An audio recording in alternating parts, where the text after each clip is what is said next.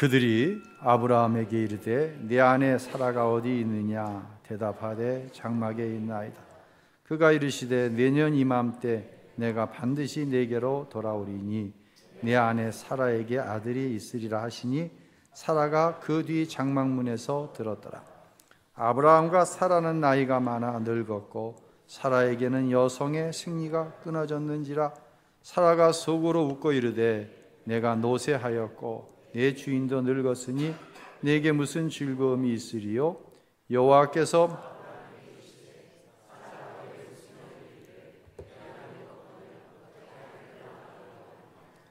여호와께 능하지 못한 일이 있겠느냐? 기한이 이를 때에 내가 내게로 돌아오리니 사라에게 아들이 있으리라. 아멘. 할렐루야. 2024년을 각자 정의하는 바와 다를 것입니다. 그러나 2024년을 마감하는 송년주일 생각하기를 기대감이 짓밟히고 과연 오늘 하루를 버텨낼 수 있을까라고 하는 우울함, 분노, 두려움이 온 일상을 삼켜버린 그러한 한 해의 말입니다. 그런데 말입니다, 이 대림절을 지나면서 이상한 기대감이 들어오는 거예요. 대한민국에 대한 기대감. 그저 외교 사절이고 여러 가지 해명할 필요 없이 외국의 지도자들에게 비행기 티켓 보내고 한 5성급 호텔 한 5박 6일 숙박권 그리고 최고의 음식 대접하면서 대한민국 국민들이 어떻게 살고 있나 삶의 현장 요소를 갖다 보여주면 될 것 같아요. 얼마나 성실하게, 얼마나 최선을 다하면서. 대한민국은 이러한 저력이 있는 나라입니다. 그 기대감이 이제 제 안에 들어왔어요. 우신교회를 향한 기대감이 제 안에 있습니다. 여러분은 한 사람 한 사람 너무 어려운 하루하루를 지내왔어요. 그런데 그 어려움 속에서 점점 성숙해지고 단단해져가는 여러분을 보는 거예요. 그 모습을 통하여 하나님께서 우리 우신교회, 교회를 통하여 여러분의 가정에 주실 축복이 기대가 되어져요. 오늘 사라에 대한 이야기를 좀 할 텐데요. 여러분이 잘 아시는 대로 아브라함의 나이 75세에 하나님께서 아브라함에게 약속을 하십니다. 이렇게 축복해 주시겠다. 그 가운데는 자녀에 관한 축복도 있었습니다. 이제 아브라함의 나이가 99세가 되었어요. 할 수 있는 방법 다 했어요. 자식을 얻기 위해서. 하다못해 대리모까지 썼잖아요. 부인인 사라의 종 하가를 통해서 이스마엘이라고 하는 아들까지 낳습니다. 어떻게 보면 인류 최초의 대리모인 것 같아요, 이게. 그런데 하나님 아니라는 거예요. 사라의 몸을 통해 나와야 된다는 거예요. 우리는 조금만 있으면 21장으로 가면 아브라함의 나이 100세, 지금 99세 때 일어나고 있는 일이거든요. 100세가 되어지면 아들을 얻을 것이라는 사실을 미리 다 알고 있잖아요. 근데 아브라함과 사라는 모릅니다. 아브라함과 사라의 현실은 어땠을까요? 11절에 보니까 아브라함과 사라는 나이가 많아 늙었어요. 그리고 사라에게는 여성의 생리가 끊어졌어요. 그러니까 생리적으로는 자식을 가질 수가 없는 현실이에요.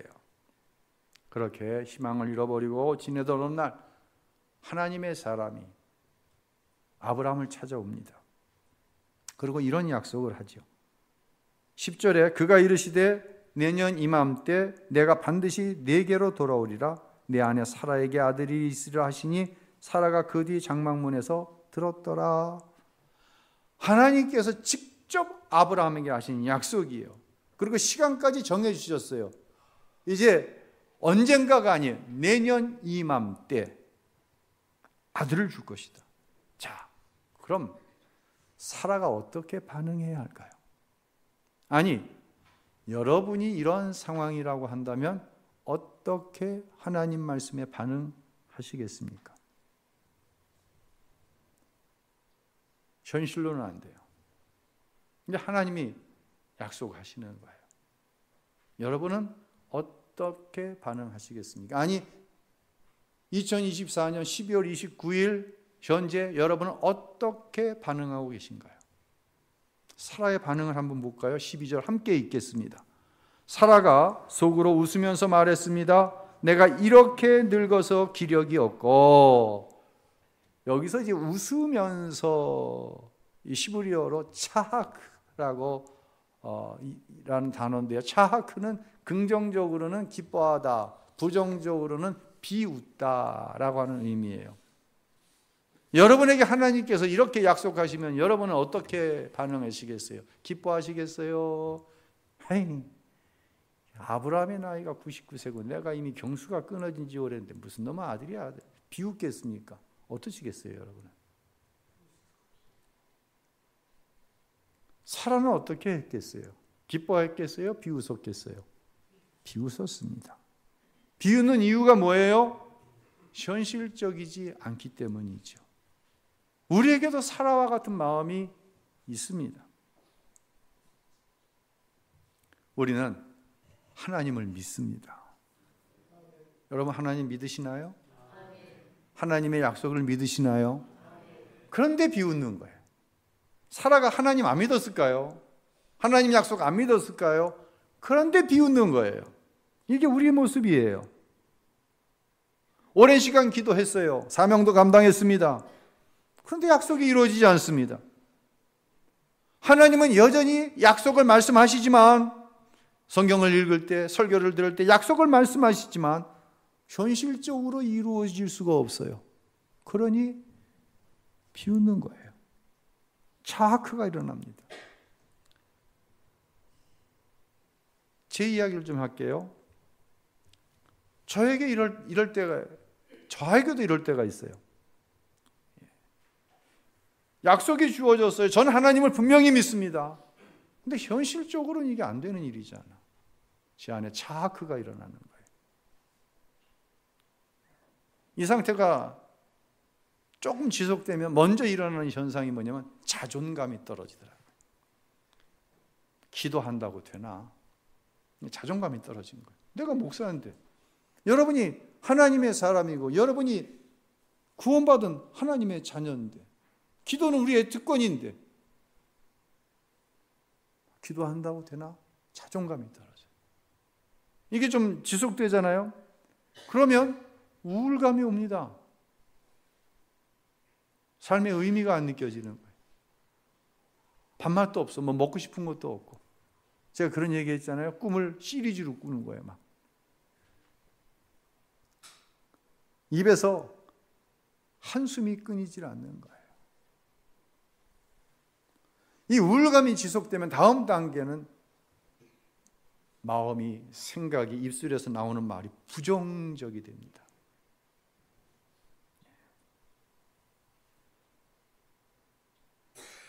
근데 이 상태가 또 지속돼요.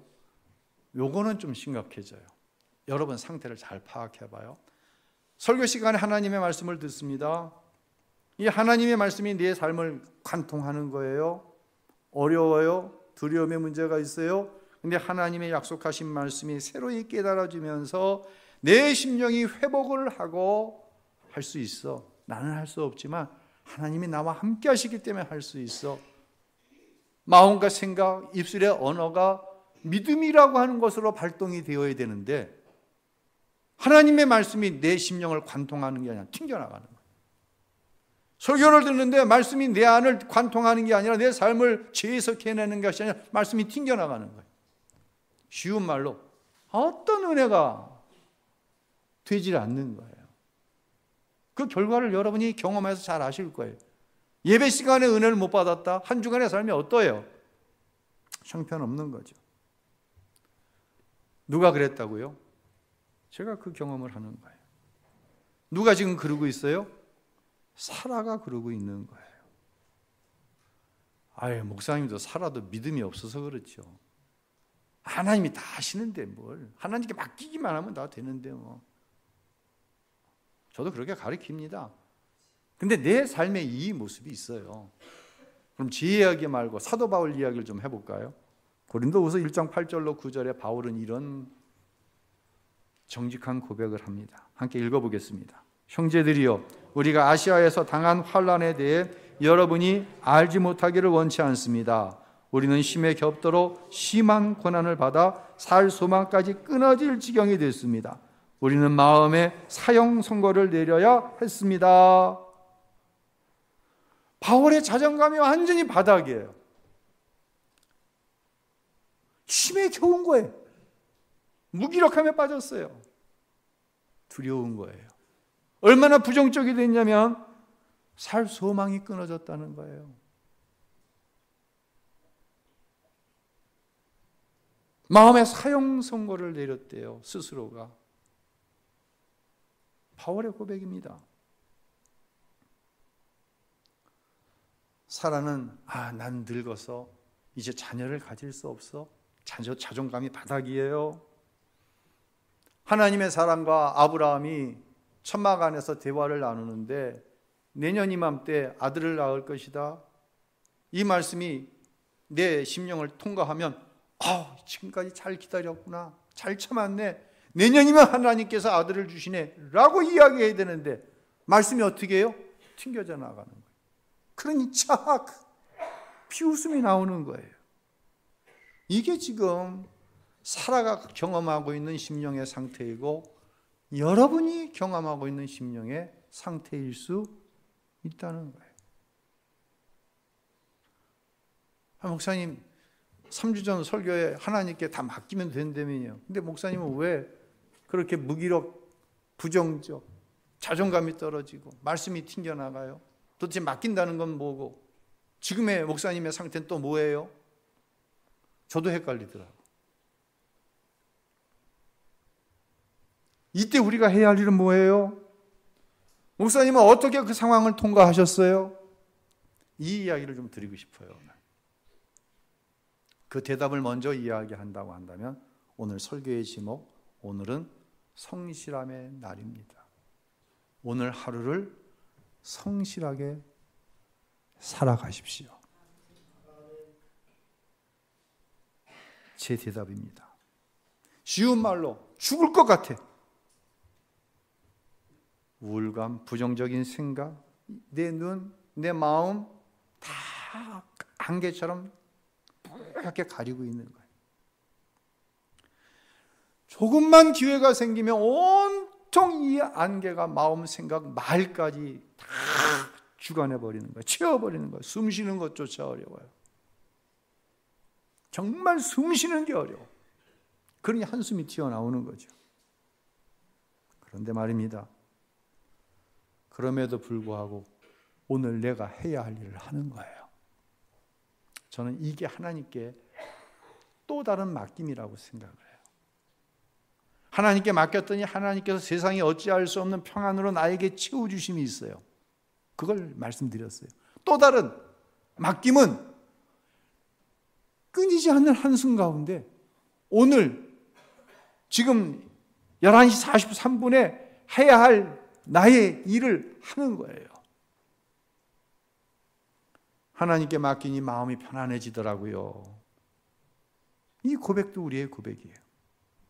그런데 하나님께 맡겼는데 또 다른 문제로 인해서 내 마음이 너무너무 힘들어요. 이제 저는, 여러분의 담임 목사는 여전히 새벽을 깨어 하나님 앞에 기도합니다. 여전히 한 줌밖에 안 되는 집중력을 가지고 여러분에게 증거할 하나님의 말씀을 준비합니다. 지난 금요일 날 이주영 장로님의 심정지 소식을 듣고 고대 구로병원으로 달려갔습니다. 금요일 오후에요. 권사님과 가족들을 위로해 줬습니다. 그리고 교회로 돌아왔는데 설교에 3분의 2 정도를 준비해 놓고 갔는데 3분의 1이 잡히질 않는 거예요. 참 힘들었어요. 그러나 내가 해야 할 일을 했어요.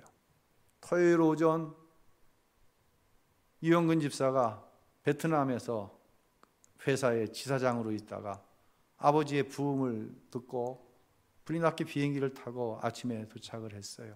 그래서 온 가족을 모아놓고 예배를 드리고 장례의 일정을 의논을 했어요. 그리고 교회를 돌아오니까 진짜 마음도 몸도 지쳐서 너무너무 힘이 들어요. 근데 해야 할 일은 주일 설교 준비해야 되죠. 오늘 입관 예배 설교 준비해야 되죠. 내일 발인 예배, 장제에 가서 예배, 그 다음 날은 송구영신 예배, 그 다음 날은 가정별 축복의 기도. 이야, 부목사님, 목사님 주보에 이거 순서지에 이거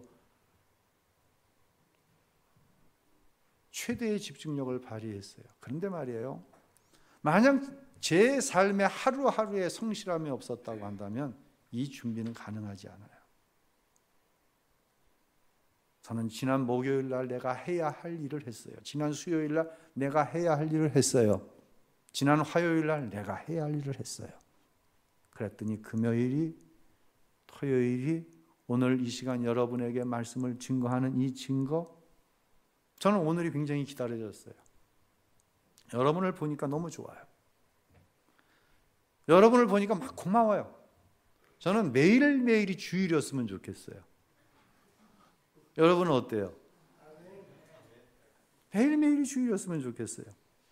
저는 이게 하나님께서 나에게, 하나님께서 성도인 여러분에게 맡긴 삶이라고 생각해요. 이 시간 성실하자. 제가 여러분의 형편과 사정을 다 알지는 못합니다. 하지만 적어도 우리 장로님들 삶은 제가 어느 정도 좀 많이 알아요. 장로님들과 이제 당회를 하잖아요. 회의는 절반하고 나머지 회의 절반은 차 마시면서 포장지 다 뜯어버리고 있는 그대로의 삶을 나누어요. 제 삶을 이야기합니다. 또 우리 장로님들의 삶을 이야기합니다. 너무 감사해요. 우리 장로님들이 지금 현실적으로 굉장히 어려워요. 자존감이 떨어질 수밖에 없어요. 우울해요. 생각이 부정적일 수밖에 없어요. 그런데 교회에 굳은 일이 생기면 언제든지 그곳에 등장하셔서 멋지게 그 일을 해결해내세요. 제가 어떠한 문제든지 내어놓으면 우리 장로님들은 제 마음과 마음을 합해서 그 문제를 진짜 멋있게 해결해내 주세요. 이게 성실함이에요. 지금 내가 어때서? 그런 사정은 우리 모두에게 있었잖아요.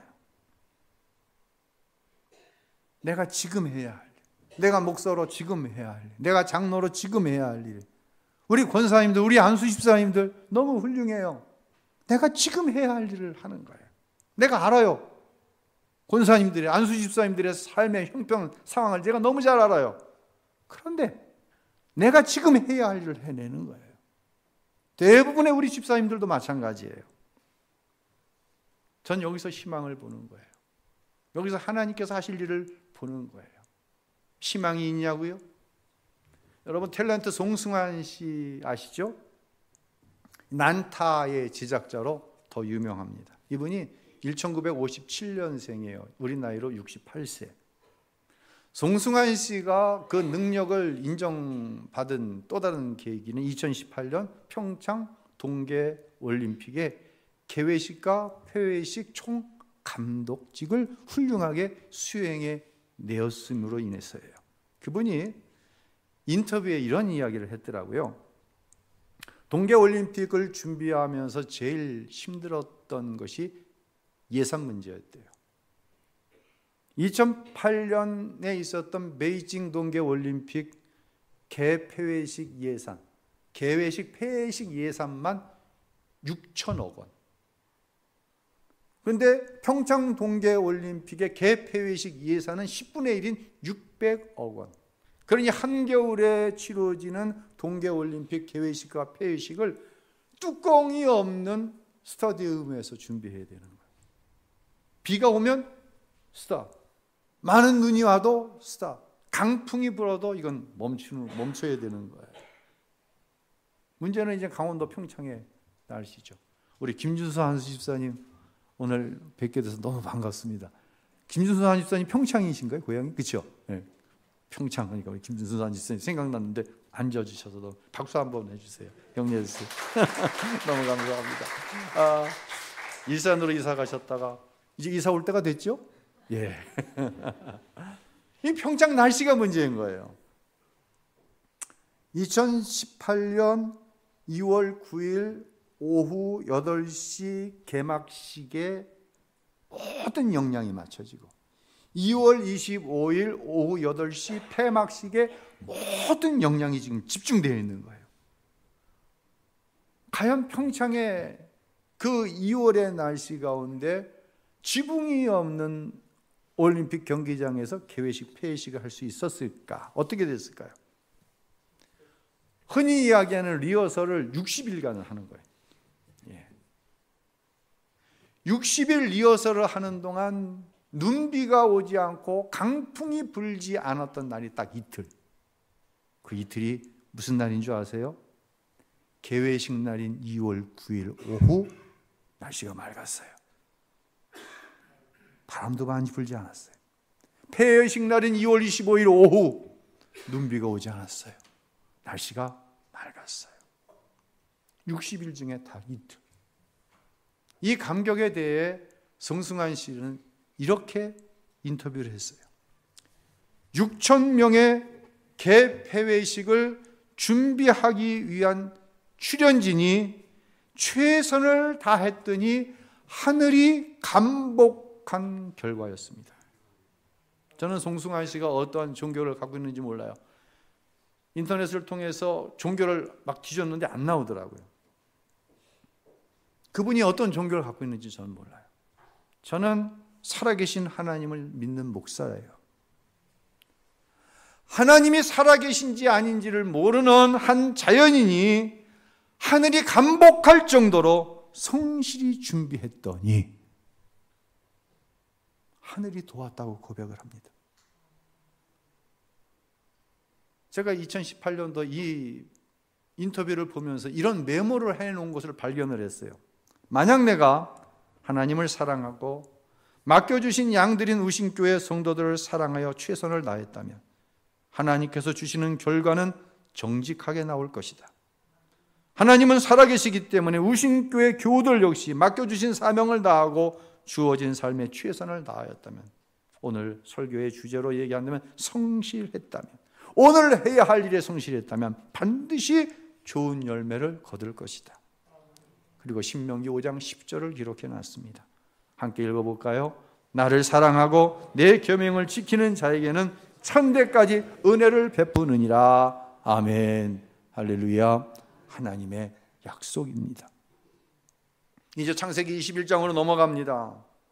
21장 1절과 2절 어떤 결과가 주어졌을까요? 함께 읽을게요. 여호와께서 말씀하신 대로 사라를 돌아보셨고 여호와께서 말씀하신 그대로 사라에게 이루어 주셔서 사라가 임신했습니다. 그리고 하나님께서 아브라함에게 약속하신 바로 그때 늙은 아브라함과 사라 사이에서 아들이 태어났습니다. 여전히 아브라함은 늙었습니다. 한 살이 더 먹었습니다. 사라도 늙었습니다. 늙은 아브라함과 사라 사이에서 하나님이 말씀하신 대로, 하나님이 말씀하신 그대로, 하나님께서 아브라함에게 약속하신 그때에, 할렐루야, 그 약속이 이루어졌습니다. 그럼 여기서 또 한 가지 질문을 던졌어요. 사라가 한 일은 뭐야? 사라는 무슨 일을 했지? 사라는 자존감이 떨어져 있어요, 지금. 사라가 굉장히 부정적이에요. 하나님이 말씀하시는데 그 말씀이 튕겨나가요, 지금. 이 상태예요. 여러분 역시도 다르지 않다고 생각해요. 이루어지지 않는 삶의 문제가 있어요. 두려움이 있어요. 2025년 무슨 희망이 있지? 뭐가 달라?